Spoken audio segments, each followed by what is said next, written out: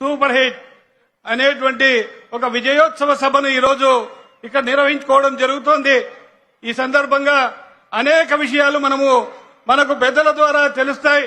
ఈ రోజు కూటమి ప్రభుత్వం అధికారంలోకి వచ్చిన కేవలం 15 నెలల్లోనే ఏవైతే ఎన్నికలలో మనం హామీలు ఇచ్చామో హామీలన్నిటినీ నెరవేర్చి ప్రజలకు చెప్పనివి కూడా ఈ రోజు ప్రజా శ్రేయస్సు కోసం ప్రజల కోసం అనేకమైనటువంటి సంక్షేమ పథకాలు ఈ రోజు ప్రవేశపెట్టి ప్రతి ఒక్క వ్యక్తికి ఈ సంక్షేమ పథకాలు అందాలనేటువంటి దృఢ సంకల్పంతో కృషి చేసి ఈ 15 నెలల్లోనే అనేకమైనటువంటి పథకాలు ఈరోజు ప్రజల వద్దకు చేర్చి ఎన్నికల్లో ఇచ్చిన మాటను నిలబెట్టుకున్నామని చెప్పి ఈ విజయోత్సవ సభను చేసుకోవడం జరుగుతోంది.